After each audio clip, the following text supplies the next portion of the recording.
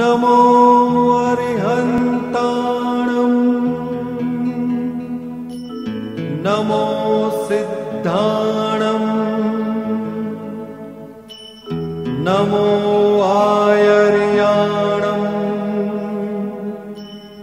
नमो वज्जायाणं नमो लोये सव्वसाहुणम्।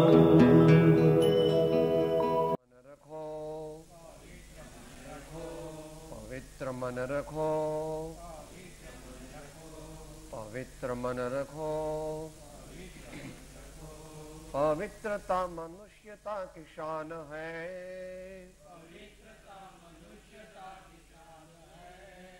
पवित्रता मनुष्यता की शान है।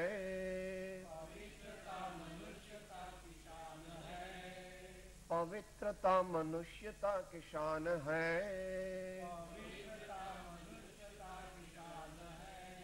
जो मन वचन कर्म से पवित्र हो, जो मन वचन कर्म से पवित्र हो, जो मन वचन कर्म से पवित्र हो, जो मन वचन कर्म से पवित्र हो, वो चरित्रवान ही यहाँ महान है। वो चरित्रवान ही यहाँ महान है। वो चरित्रवान ही यहाँ महान है।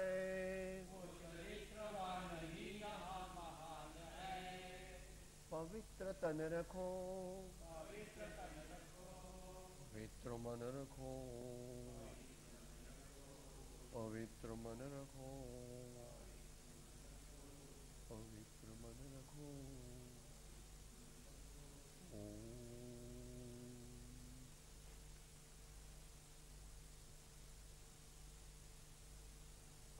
अज्ञानतिमिरान्धानां ज्ञानाञ्जनशलाकया चक्षुरुन्मीलितं येन तस्मै श्री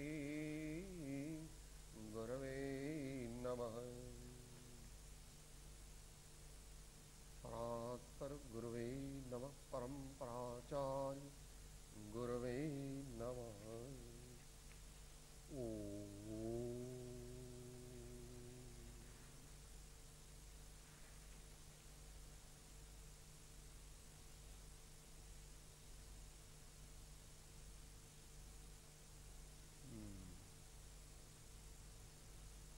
गुरु तत्वनी विचारणा चाली रही।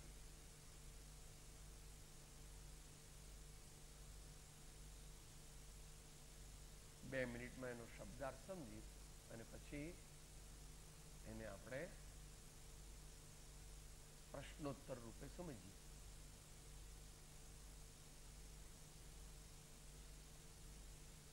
ગુ એટલે અંધારું અને રૂ એટલે પ્રકાશ. જે આપણને અંધકારમાંથી પ્રકાશમાં લઈ જાય.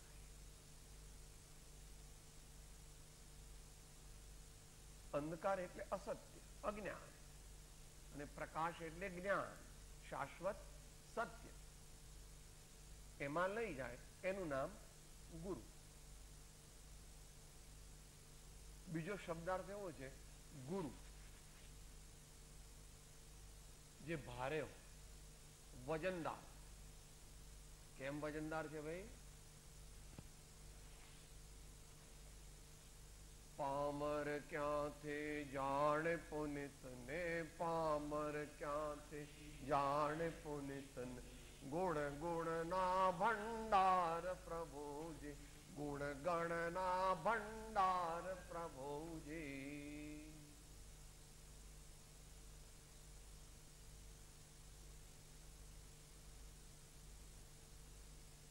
એમનું વર્ણન કોઈ કરી શકે એવું છે? એટલે ગઈકાલે વાત્સલ્યવર્ધક સભામાં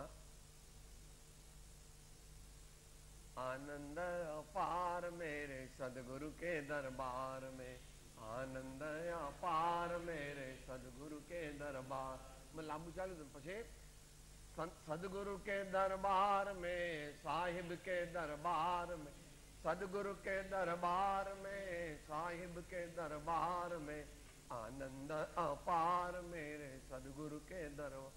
એટલે સમવસર. સાહેબ એટલે તીર્થંકર ભગવાન અને સદગુરુ એટલે ગણધરાદિક આચાર્યો, મહાન સંતો, જ્ઞાનીઓ વગેરે. આપણે જૈન પરંપરા પ્રમાણે વિચારીએ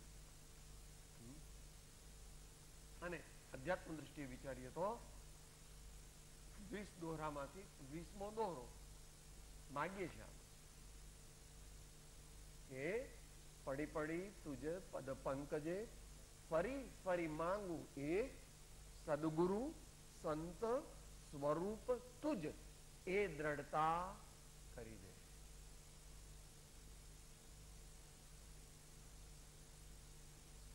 કોઈ અપેક્ષાએ અધ્યાત્મ ની અપેક્ષાએ પરમાત્મા, સદગુરુ અને સાચા સંત તે ત્રણે એક છે એવી મારી માન્યતા થાવ હે પ્રભુ.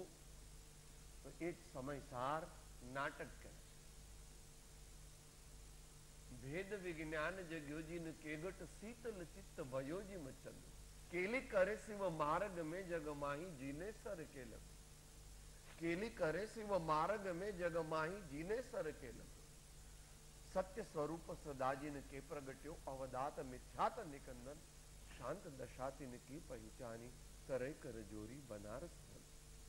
शांत दशातिन की पहचानी करे कर जोरी बनारसी.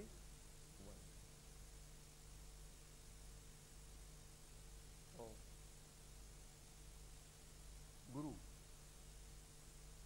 સિદ્ધાંતની અપેક્ષાએ વિચારીએ ત્યારે આમાં જેમ કહ્યું તેમ 14 પ્રકારના પરિગ્રહથી રહિત, 14 અંતરંગ પરિગ્રહથી રહિત, 10 પ્રકારના બાહ્ય પરિગ્રહથી. એટલે એનો અર્થ શું થયો?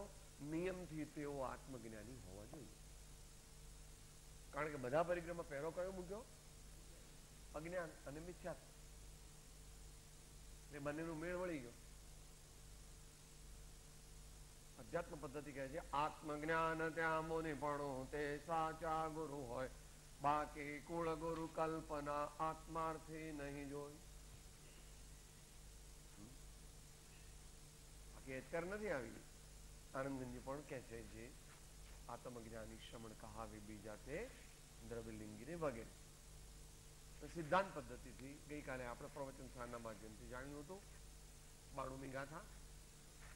શ્રી આત્મસિદ્ધિ શાસ્ત્રો 10મી ગાથામાં કહ્યું આત્મજ્ઞાન, સમદર્શિતા, વિચય ઉદય પ્રયોગ, અપૂર્વ વાણી, પરમ સદગુરુ લક્ષણ.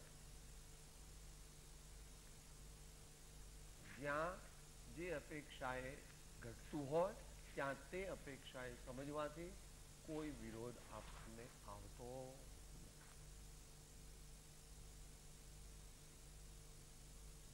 કોઈનામાં આત્મજ્ઞાન છે કે નહીં એકદમ ન જાણી શકે, પણ એમનું શુદ્ધ ચરિત્ર હોય, સૌમ્ય ભાવ હોય, શાંત સ્વભાવ હોય તો એમનો સામાન્ય વિનય કરવામાં કોઈ પણ પ્રકારનો વાંધો નથી.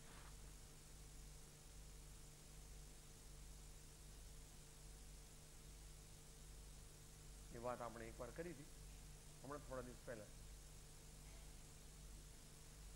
જ્યારે કોઈ નવા આગંતુક મુનિ કોઈ સંઘમાં આવે ત્યારે આચાર્ય પોતે નવ આગંતુક મુનિ મહારાજને રિસીવ કરવા માટે પોતાના સ્થાનના અગ્રભાગ સુધી, દરવાજો કહો કે પ્રવેશ દ્વાર કહો, ત્યાં સુધી જાય છે અને કહે પધારીએ पधारिए पधारिए मुनिराज, हम वंदन करते हैं, नमस्कार करते हैं, प्रणाम करते हैं, आपका हम स्वागत करते हैं. બસ પછી બધા સંઘને કહી દીધું 3 દિવસ સુધી તમારે એમની સાથે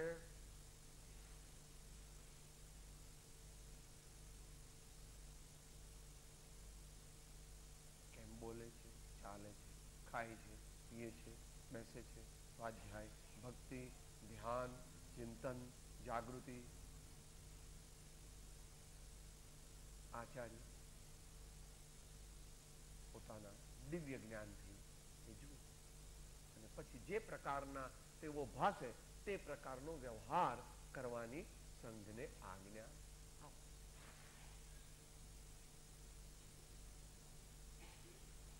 અને પોતાથી વિશેષ હોય તો પોતે નીચે બેસે અને એમને ઉપર બેસે.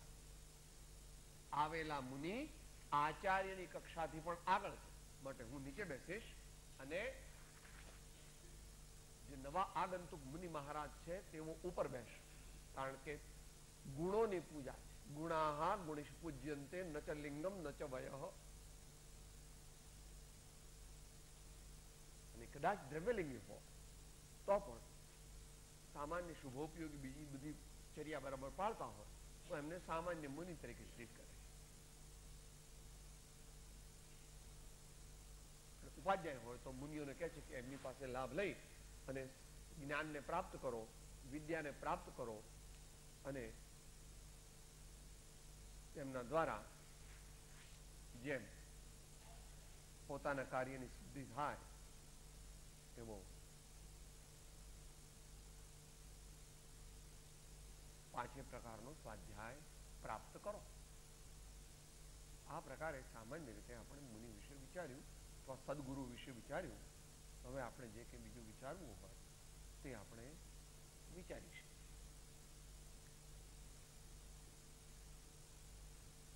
કઈ પ્રશ્ન હોય તો એ વિચારીએ. બાકી તો સંતના માધ્યમથી 12મી તારીખે રાતે રખિયાલમાં એ સ્વાધ્યાય થયો હતો. એ લોકોની જ્યારે વિડીયો આવે ત્યારે આપણે જોશું. બ્રહ્માનંદજીના પદથી લીધેલું. પહેલા કઈ પ્રશ્ન હોય તો વિચાર, કઈ સમજવું હોય તો વિચારીએ.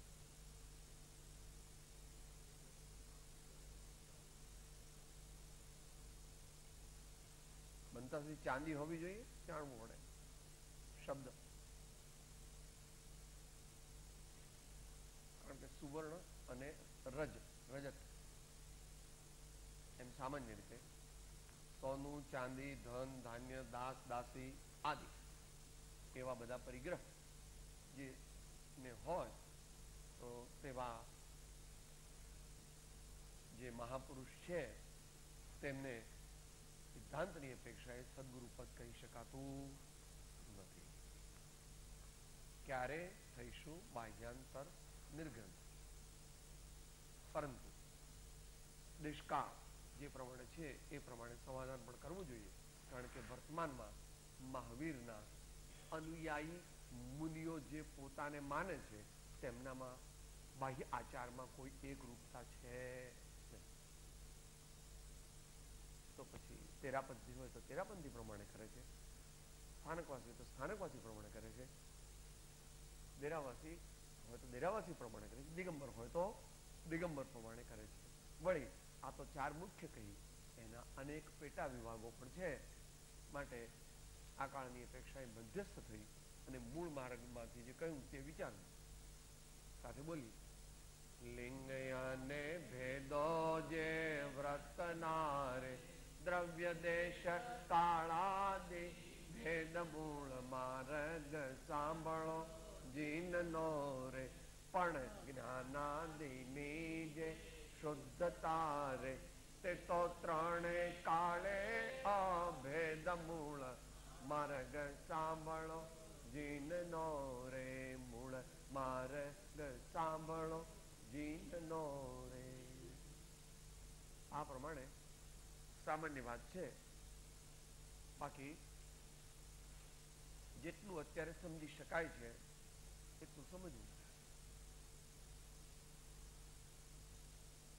આપણે પહેલા જે કંઈ પ્રશ્ન હોય તે વિચારી લઈએ, પછી આગળ ચાલીએ.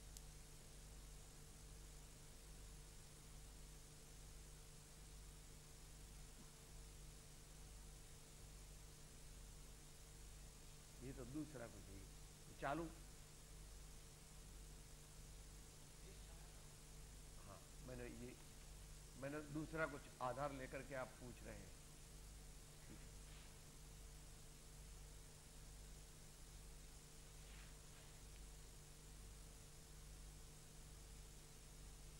आप सीधा ही बता दीजिए, इसमें लिखा है. कुछ प्रश्न होगा.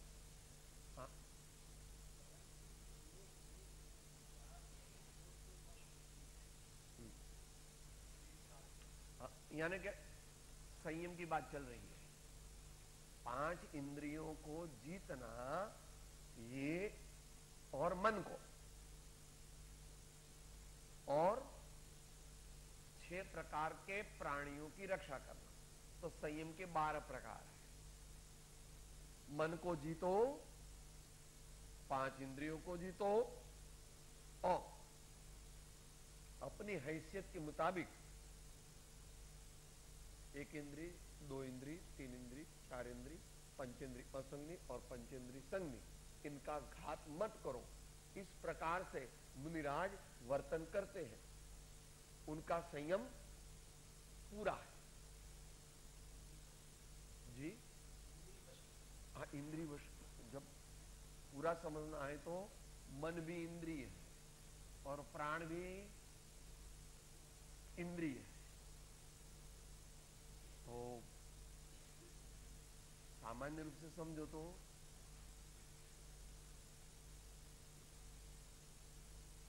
आत्मा को जाने बिना, आत्मा का लक्ष्य हुए बिना, तो इंद्रियों का जीतना उसको दमन कहते हैं। तो दमन वो मोक्ष मार्ग नहीं है, मगर शमन वह मोक्ष मार्ग। विवेक पूर्वक इंद्रियों को जीतना, कभी दमन करना पड़ता है, मगर वो दमन शमन के लक्ष्य से है, इसलिए उसको स्वीकार किया गया है। मायना गुजराती में बोले तो कळ पण वापरो અને બળ પણ વાપરો। કળમાં વિવેકની મુખ્યતા, જ્ઞાનની મુખ્યતા, અને બળમાં સંકલ્પ બળ, दृढ़ संकल्प, वो अभ्यास रूप से करना पड़ता है। थोड़ी ठंडी लगे बात कोई बात, थोड़ी गर्मी लगे कोई बात, थोड़ी भूख लगी कोई बात, किसी ने गाली दे दी कोई बात, मेरे आत्मा में कोई गाली घुसती नहीं। और लोग वंदन करते, पूजा करते, जय जयकार करते, तो वो जागरूक है। कबहू का काजे, कबहू का पाजे, कबहू का हुआ अपभ्राजे जी, कबहू के जग में कीर्ति गाजे, सब पुद्गल के बाजे, आप स्वभाव मेरे अवधो सदा मगन में रहे। यश कीर्ति नाम कर्म का उदय रहने वाला नहीं है, वो परद्रव्य है। 5 क में जो रुकता है वो महाज्ञानी नहीं हो सकता। कीर्ति, कांचन, कामिनी, काया, कुटुंब, इनमें जो फंसता है, उसमें जो उलझता है, वो महाज्ञानी नहीं बनता, ज्ञानी भी नहीं बनता। ज्ञानी को ये सब होता है, मगर उसमें वो फंसा हुआ नहीं है।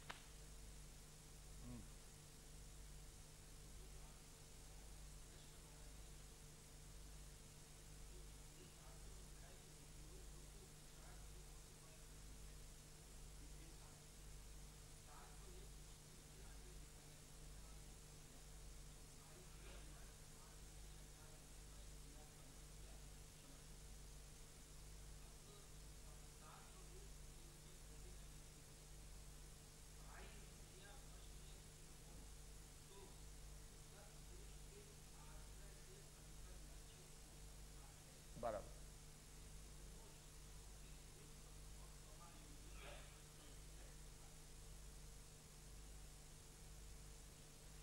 कल बात आ गई थी वैराग्य की और त्याग की, तो ट्रिकी है।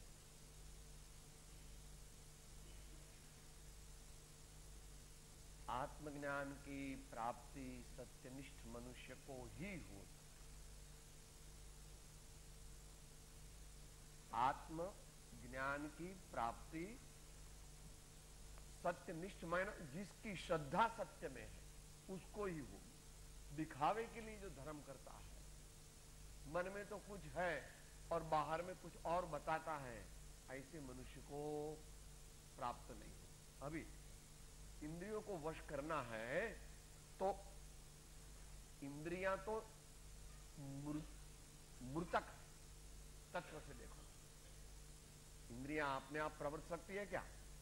वो तो मुर्दा ही है, मगर वो प्रवृत्ति है हमारे जीवन में। क्यों? हमारा उपयोग, हमारा विचार, हमारी प्रेरणा उसमें जब जाती है तो वो काम करती। तो उसको अयोग्य रूप से उसकी प्रवृत्ति न हो, इतना हम कर सकते। योग्य रूप से तो प्रवर्तन होगा ही। छठवें गुण स्थान तक इंद्रियों का प्रवर्तन होगा। आहार होगा कि नहीं होगा, विहार होगा कि नहीं होगा, गुरु वंदना होगी कि नहीं होगी, भगवान की स्तुति होगी, ये सब इंद्रियां ही करती है। करता है आत्मा, मगर इंद्रियों के माध्यम से करता है, आत्मा की प्रेरणा से करता है। तो इंद्रियों में पहले क्या करना चाहिए? अन्याय पूर्वक प्रवर्तन से उनको वापस लाना है। अन्याय युक्त जो प्रवर्तन है उसमें से उनको वापस लाने के लिए सप्त व्यसन त्याग का संकल्प करना चाहिए, और फिर स्थूल रूप से अणुव्रतों का संकल्प करना चाहिए। गुजराती में बहुत अच्छा शब्द। मोट की हिंसा करीश नहीं, मोट को झूठ बोलीश नहीं, मोट की चोरी करीश नहीं, कुशील ने सेवीश नहीं, अने मोट की तृष्णा राखीश नहीं। अभ्यास।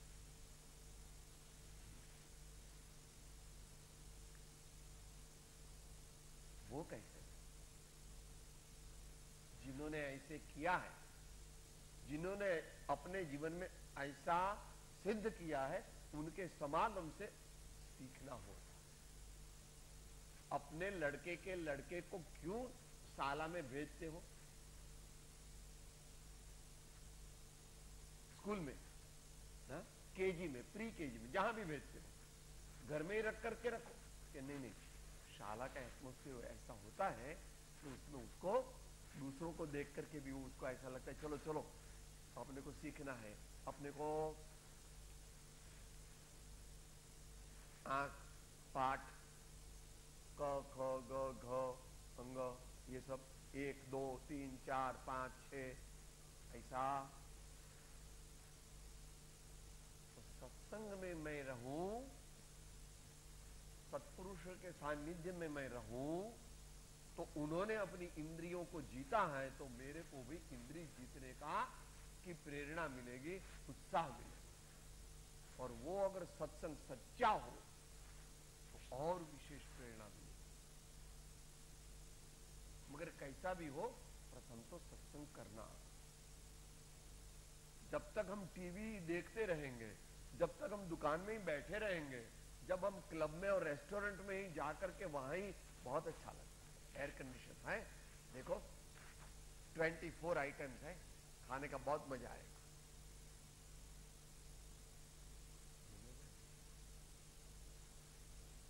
गृहस्थ है तो कभी जाना पड़ता है। तो बच्चों को या अपने स्वजनों को कहो राजी रखने के लिए, खुश रखने के लिए जाना, मगर उसमें अपनी दिलचस्पी, इसलिए फिर त्याग करना पड़ेगा। उनको बोलना मैं साल में 2 बार ही तुम्हारे साथ आऊंगा, ना, दूसरे को कहने की जरूरत नहीं, उनकी मां को बोल देने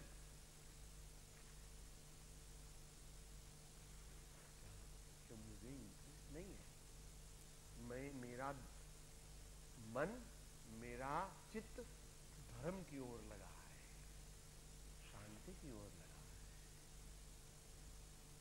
तो गुजराती में कहते हैं, और हिंदी में भी, संस्कृत में, जैसा करे संग वैसा होगा रंग। मगर किसके लिए? अब इसके लिए वो प्रश्न, जो वाक्य आपने लिखा है, कागज पर लिखा है, उपयोग सहित हम सत्संग तो करते हैं, मगर सत्संग की उपासना नहीं करते। सत्संग करना, वो सत्संग में जाकर बैठा वो सत्संग नहीं है। परमात्मा वो भी सत्संग अच्छा है, मगर वो मोक्ष प्राप्ति नहीं कराए। सत्संग की उपासना। मैं कलेक्टर नहीं हूं, कमिश्नर नहीं हूं, करोड़पति नहीं हूं, नागर ब्राह्मण नहीं हूं, सिसोदिया राजपूत नहीं हूं, मैं अग्रवाल नहीं हूं। ये शरीर पुण्य का खेल है। चारों चीज को छोड़ करके जब हम सत्संग करेंगे, तब भावपूर्वक करेंगे, तब काम होगा। इंद्रियां जीती जाएगी, क्योंकि इंद्रियां तो दासियां हैं, इसका मालिक कौन है? भगवान आत्मा। मगर आजकल हमारे जीवन में उल्टा हो गया। ये सब तो सेठानी हो गए और हम तो नौकर हो गए। आइसक्रीम लाओ, हाँ जी लाता। पूरनपोली लाओ, हाँ जी लाता। ऐसा नहीं कपड़ा पहनना, 2000 रुपये मीटर वाला सफारी सूट लाओ। ऐसी साड़ी पहनते क्या? 10,000 रुपया की साड़ी लाओ तो, हाँ जी लाता। हम लोग बन गए हैं, ये दासियों के दास बन गए हम। ये हमारी दशा हुई है, तो क्या होगा? ऐसा ही फल मिलेगा, ऐसा ही फल मिलेगा। और मुमुक्षुता भी उत्तम नहीं हो, मुन में नहीं। बोलो उत्तम मुमुक्षु के 4 लक्षण 40 के माध्यम से। मैं फेरा भाइयों, बाकी ने मैं बोलो। इसके लिए मोक्ष माला में 68वां पाठ लिखना पड़ा।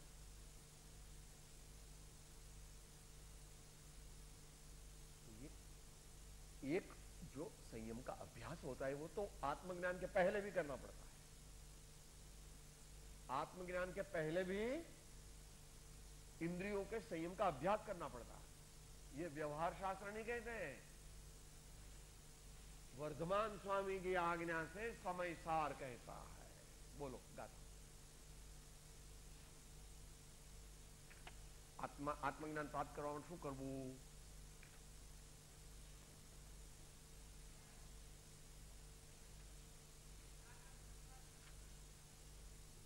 नहीं, तो अभी इस संदर्भ में बात हो रही है। इस संदर्भ में बात हो रही है। किसकी बात हो रही है? उपयोग हो तो इंद्रियो जीता। नहीं, ये तो बराबर समय था। 144 144। कोई कहेगा तुम तो व्यवहारी हो, तुमको आत्मा का तो कुछ भान नहीं है, आचार्य तो ऐसा कुछ कहते नहीं, इंद्रिय बिंद्रियों को कुछ जीतने की जरूरत। ऐसा कभी होता ही नहीं। हाँ, मगर उसका डिटेल दिया फिर कि आत्मा का अनुभव कैसे होगा। तो बहुत बड़ा, ये तो महापुरुष का, बड़े महापुरुष की बात है।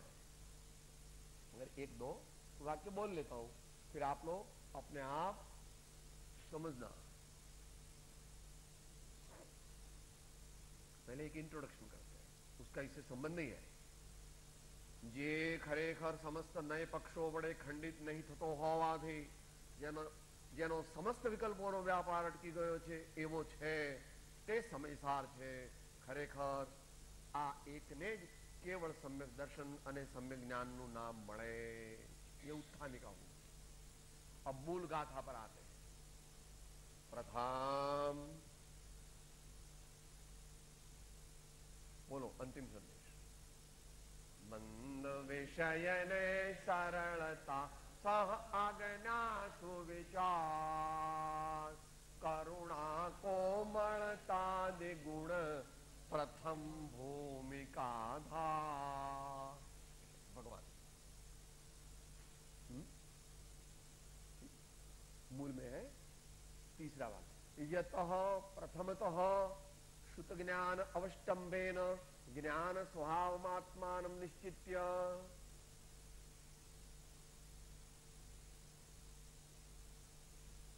मुख्य रूप से तो समझदार है, ज्ञानियों को लक्ष्य में लेकर के कहा गया है, मगर उसमें उत्तम मुमुक्षु को भी कहा है. तो क्योंकि स्व पर मोह प्रहाण आया, उसमें ऐसा नहीं कहा स्व पर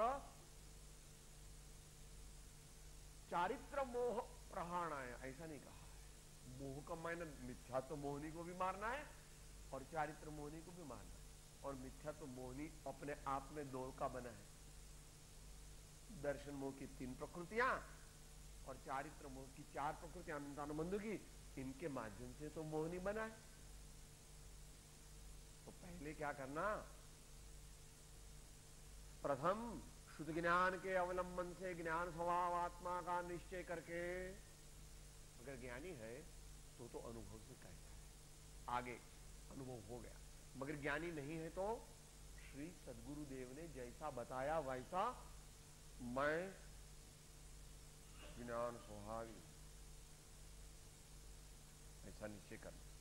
इसी को कहते उपयोग हो तो इंद्रियों वश परमात्मा। आत्मा का तो कुछ भी स्वरूप मालूम नहीं, गुरु के माध्यम से भी मालूम नहीं, गुरु को भी मालूम नहीं, वो बेचारा क्या करे। वो तो कहता है देखो ऐसा नियम पालोगे तो स्वर्ग में जाओगे और फिर एक दिन मोक्ष को, तो वो सापेक्ष कथन कर रहा है, वो पारमार्थ नहीं है। आत्मा को लक्ष्य में रख करके इंद्रियों को जीतो। मैं स्वाधीन सुख स्वरूपी आत्मा, इंद्रियां मेरी दासियां, मैं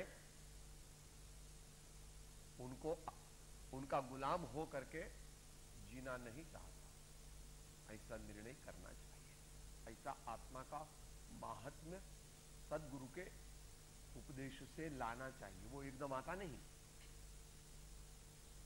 1 महीना 2 महीना 4 महीना 6 महीना 1 साल 2 साल 5 साल 10 साल दीर्घकाल सुधी यथार्थ बोधनो परिचय करवाती बोध बीजनी प्राप्ति हो। इसलिए सिद्धांत में दीक्षा की व्यवस्था की। मगर गुरु ज्ञानी होने चाहिए। तो भले आप मुनि भी हो जाओ तो पहले दिन ही आपको बुला करके कह देंगे देखो तुम अज्ञानी मिथ्या दृष्टि द्रव्यलिंगी मुनि हो, भले दुनिया तुमको मुनि माने, तुम अपने को मुनि मानना नहीं। अगर अपने को मुनि माना तो जैसा नहीं है वैसा मानेगा तो सम्यक दर्शन कभी होगा। व्यवहार से परंपरा के माध्यम से भले कोई कहे कि मुनि है, परमार्थ से मुनि नहीं, अपने के। तो उपयोग पूर्वक अगर रहे क्रमशः इंद्रियां धीरे धीरे धीरे धीरे धीरे धीरे जीती जाती, और इंद्रियों को जीते तो आत्मा की ओर झुक सकता है। दोनों बहुत ट्रिकी है, दुर्गम है। कभी तो इस प्रकार बोलते हो, कभी तो इस प्रकार बोलते हो, तो दोनों बराबर है। बच्चा मम्मी का भी है और बच्चा पप्पा का भी है व्यवहार से। तो मम्मी को कहा मैं तो तेरा ही हूं, मैं तो तेरा हूं, पापा का नहीं हूं, पापा का नहीं हूं। पापा के बाद क्या कहते मैं तो तुम्हारा हूं, तुम्हारा हूं, मम्मी का नहीं। तो ये व्यवहार से बराबर है। तो आज शिष्य है वो कभी तो अध्यात्म की ओर झुकता है, तो कहेगा मैं शुद्ध बुद्ध चैतन्य घन स्वयं ज्योति सदामय आत्मा।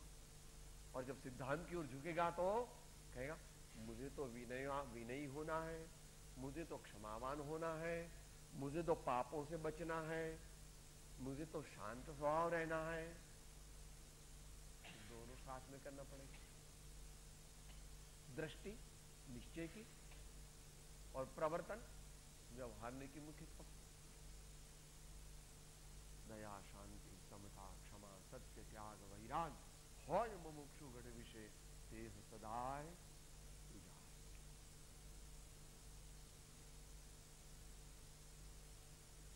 उपयोग पूर्वक जो करेगा तो सच्चा संयम प्रकट होगा क्रमशः।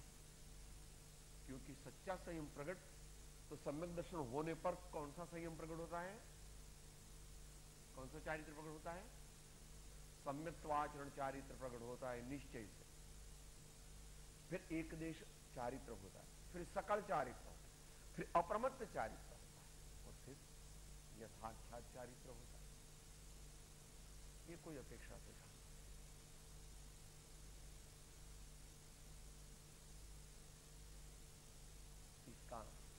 इसकी 3 गाथाएं आई है, स्तुति एका, स्तुति द्वितीया और स्तुति तृतीया, समय सार में। जितेंद्रिय, जितलोभ और क्षीण मोह। 31, 32, 33।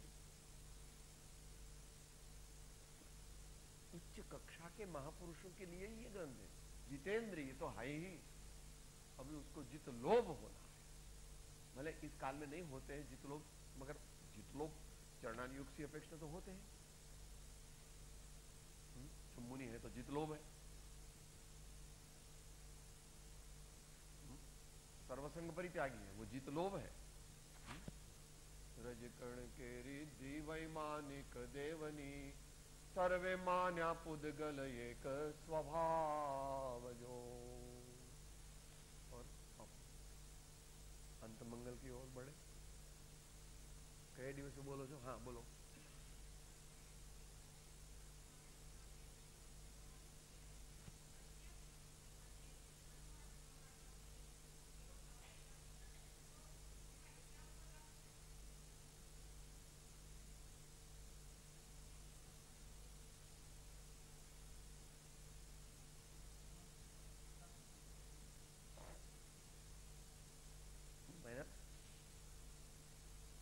कई दर्शन वाले ऐसा कहते हैं कि भाई दुनिया है ही नहीं, ये तो भ्रांति है, दुनिया है ही नहीं। अगर दुनिया नहीं है तो वो बात ठीक है कि दुनिया सच्ची नहीं। मोक्ष मार्ग जिसको चाहिए वो दुनिया को सच्चा मानेगा तो दुनिया में ही फंसेगा। तो वो अगर दुनिया सच्ची नहीं है ऐसा एकांत रूप से मानो, खाना मत खाओ, खाने के लिए तो बराबर जाते हैं, और रसोई घर में ही जाता है, वो संन्यास में नहीं जाता खाने के लिए, जाता है क्या? तो वहां तो अगर एकांत रूप से मान लिया दुनिया में कुछ है नहीं तो कोई व्यवस्था बनेगी नहीं, समाज की भी नहीं बनेगी, जीवन की भी नहीं बनेगी। स्वधन परधन, स्वस्त्री परस्त्री, अपना पराया, चोरी झूठ कुछ है ही नहीं, सब धन मेरा ही है, लूट लो सबको, तो बनेगा क्या? व्यवस्था नहीं बनेगी। तो इस प्रकार से इतना अपने एप्लीकेशन के लिए, बाकी अपने को दार्शनिक विवाद में नहीं जाना है। जिन महापुरुष ने वो कहा उन्होंने भी सापेक्ष दृष्टि से ही कहा, मगर नीचे वाले जब मूल महापुरुष में तो कोई मतभेद कम रहता है, और दार्शनिक मतभेद तो ऐसा ही कि इसका कोई अंत नहीं है। वो तो हमारे में भी इतने मतभेद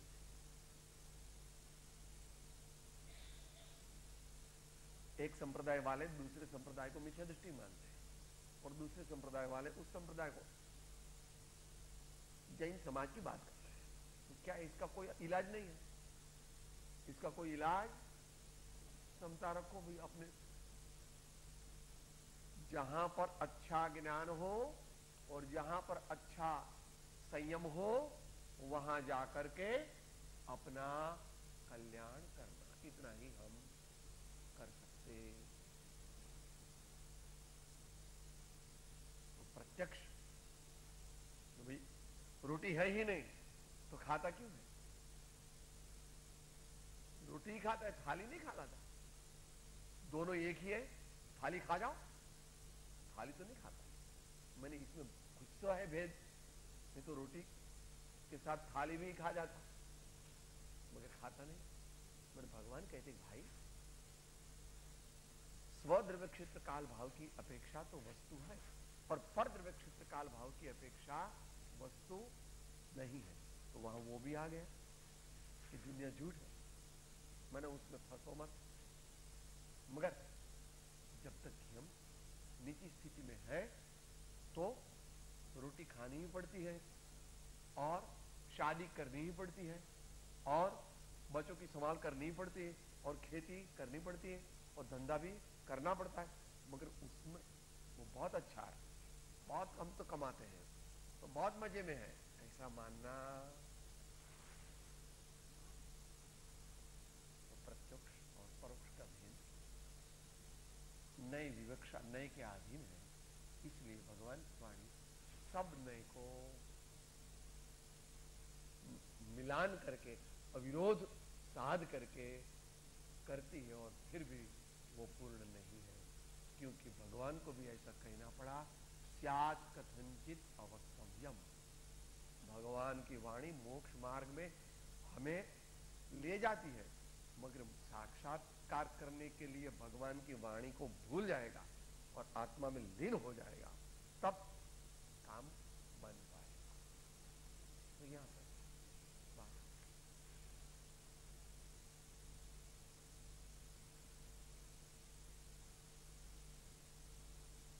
परम पुरुष प्रभु सदगुरु, परम ज्ञान सुखधा, जेणे आप्यो भान निज तेने सदा। अनगुरु परम कृपाणु त्रिलोकनाथ सब संतन की आनंद